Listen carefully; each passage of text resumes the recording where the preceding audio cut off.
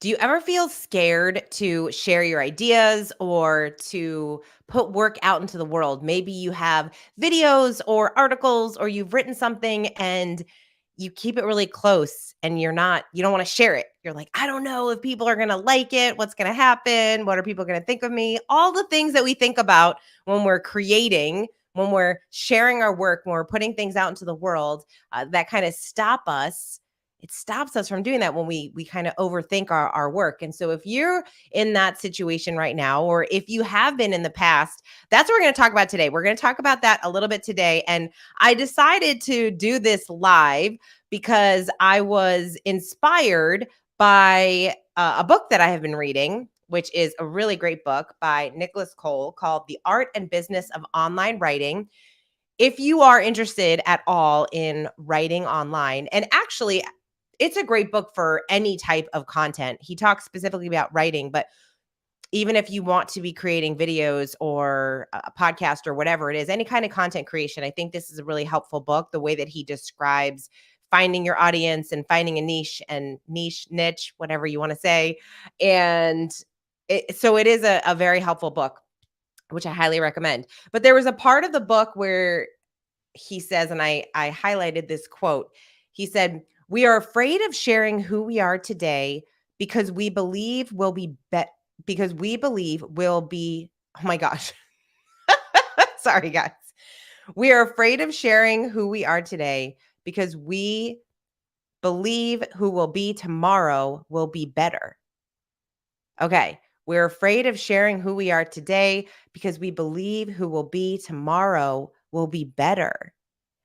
Oh, it's so good. And it hits home for so many creators because we have this idea of perfectionism. We have this idea of, wait, it's not good enough yet.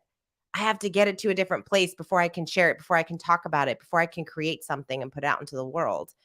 But that's not how it is. It's kind of like this cycle. We have to put things out into the world in order to get feedback, in order to kind of help us with our craft, kind of push us out of our comfort zone so that we continue to get better. We continue to grow and get better. I remember so I have this podcast called Create for No Reason that I did. I started with a friend of mine, and it was so interesting because I noticed and recognized that when we were doing the show consistently every single week, we got better as co-hosts because it was the reps. It's all about the reps. You have to put in the reps in order for us to get better at the work that we're doing. I talk a lot about journaling. I talk a lot about the writing, creating a writing habit. In fact, I did a video on how to create a writing practice, a writing habit for you. And when we have that daily habit of writing, we get better, right? And when we read more about writing and we learn more about it and learn more about the craft and kind of dig into our work a little bit more, that's how we grow. That's how we get better. When we start anything new, we're not that good at it. When you start the photography class or painting or pottery or whatever it is, you're not going to create a masterpiece right when you start. It just doesn't work that way. We have to get comfortable in the messy middle, get comfortable in that space where it might kind of be mediocre work, but it doesn't mean that we can't share it. It doesn't mean that we can't put things out into the world. Now, this doesn't mean we should be sharing everything. There's no need for that. Some things that we're creating are really meant for us, but there's this kind of place where we get to play in, where we get to decide, okay, this is good work. This is good work. Now, is it going to be better? Can it be better? Sure, of course. We can always grow, learn, and get better. And that's why we should have that growth mindset of consistently learning and growing and putting ourselves in situations that we're able to enhance our skills. That's life. That's growing. That's the creative process. But it doesn't mean that we can't share the work that we have right now. I was thinking about a couple weeks ago, I took this creative writing class and I was so excited to go. It was at my local library, and which I hadn't stepped foot into in quite some time. So that alone was just a fun experience. So for those of you, if you are a writer or you're looking to pursue some type of creative passion, check out your local library and see if they have any classes or courses or things going on, because I was surprised at how much they actually do over there. So, but I took this writing class. And so we get in there and it was very eclectic, lots of different people. There was only about 8 of us there. And I remember I was sitting there and all different ages, different backgrounds, and some that were writers and some that weren't, and where most people weren't. We were just there to have fun. And the instructor, she shared a couple of writing prompts with us. And so she shared a writing prompt. We got to select which one we wanted to work on. And then she gave us about 20 minutes to work on it. And when we were finished with that 20 minutes, which seemed like 10 minutes, it just went by so quick. And at the end, she said, okay, well, you don't have to share if you don't want to share, but if you would like to share, then go ahead and share. And everyone just kind of sat there. Everyone was kind of like, ooh, no, like looking at their notebooks as if like, no, it's not good. You could feel that sense in people that they were mortified to actually read this aloud to these class of strangers. We didn't know each other. And so I looked around at everyone and I said, "Come on. We have to share. That's what we're here for, right?" And so there was this one woman in the corner and so she said, "You know what? I'll share." And so she started reading her work, and at the end, of course, we all clapped. And was it a masterpiece? No, but it was a good piece for 20 minutes. It was the start of something interesting. And so everyone kind of started sharing with her what it is that we enjoyed about her work, what we liked about it, just the writing style. And it was the start of a story that she can do something with or not. It doesn't matter. But the point is that she shared. And then of course that started everyone else kind of feeling a little bit more comfortable to share. So then this next guy went and he started sharing. And what's so interesting is it turns out, so after he shared, I looked right at him and I said, "Are you a poet?"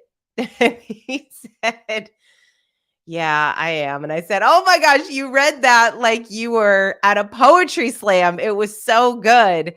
And it was really beautiful what he had written, and everyone got to enjoy it. But we all got to kind of learn a little bit more about each other. We all kind of got inspired to create and to share. And that's what it's about. Like that's part of the creative process, is that we get to do this in community. We get to meet interesting people and hear other people's work, and then we get to hear the way then in which somebody is kind of consuming our work, what it meant to them. This past year I wrote a book called Do What You Love. It's a guide to living your creative life without leaving your job. And it was such an interesting project to work on because it takes time to write a book. It takes time to kind of solidify all of the ideas that you might have in your brain. And I know so many want to write a book, and maybe you have written a book and maybe you want to write a book, and it takes some time to figure out, okay, what am I going to say? What deserves to be in the book, and how do I structure it in a way that it really grabs people and moves people and does what your book is intended to do, whatever the topic and whatever that promise is of the book that you're sharing. And then when you put it out into the world, it's theirs. I have a mentor of mine who is a very incredible author, and he said, once you publish a book, it's no longer yours. It's it belongs to the reader. It belongs to the people that are consuming it. And I think about that with any type of content that people are creating. And so many people are creating now, right? It's so easy to create. It's so easy to get on YouTube and Facebook and Instagram and TikTok and all these incredible people that have started these different channels and movements and conversations. And we all have the ability to do that, but it takes some courage. It takes some creative courage. I talk about creative courage in my book because we have to be vulnerable. We have to say, okay, I'm going to share my ideas with the world and see what they have to say about it. And even if nobody finds it, even if nobody says anything about it, it doesn't matter because you've still created it. It was meant for you. I totally believe that your dreams, your creative pursuits, your passions, they're inside of you for a reason. And if there's something that is calling you to share, to put out into the world, then that is your responsibility to do something about it, because that feeling is not going away. It is not going away. I wanted to write this book for this was like a decade creative pursuit that I had. And I'm so grateful that I did this. And so whatever that looks like for you, in my book I share the 7 myths stopping people from pursuing their passions, and one of the myths is you need permission. You need permission. That's a myth. You don't need permission to write your story, to share your ideas, to start a passion project, to put something out into the world that someone might really appreciate. And that's where courage comes in. Courage for you to say, "Hey, I made this thing. Here. What do you think?" Like that takes some courage.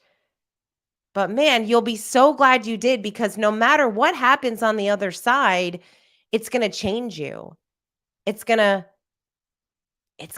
force you to build up that confidence, to build up more courage, to continue to go, to continue to share, to continue to create.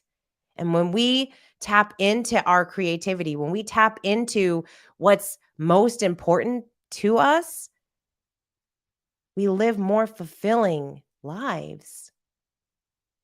That is what it's meant for. That is so much about what I talk about in the book, is that your creative pursuits are there. They are your soulful activities that bring you joy. It's singing, dancing, art, photography, cooking, jujitsu, whatever it is for you that really makes your heart sing. When we tap into those things, we're able to live a more fulfilling life. And so I hope this idea inspires you in some way. I know that it moved me to jump on live, which I don't normally do on my channel, but it's a way for me to kind of have a little bit more courage. It's a way for me to build my muscle of sharing things with the world, and doing more lives, and not stopping myself from saying the things that I really want to say, not because I just want to say them, but because I really believe that they're going to help other people. And when our content comes from that place, then we've got to have some trust and faith that the right people will find it and resonate with it, and it'll change them in some way too, and inspire them to create, inspire them to be the artist of their life, because we are all the artist of our lives. So you are the artist of your life, and you get to go create something. So thank you so much for watching this video. I hope that you found it helpful, and I hope it moves you. I hope it inspires some of your creative courage to start sharing your work and doing more of what you love. If you are not yet subscribed to my channel, I invite you to subscribe. I share lots of content like this to help you live a more creative and fulfilling life. I will see you next time.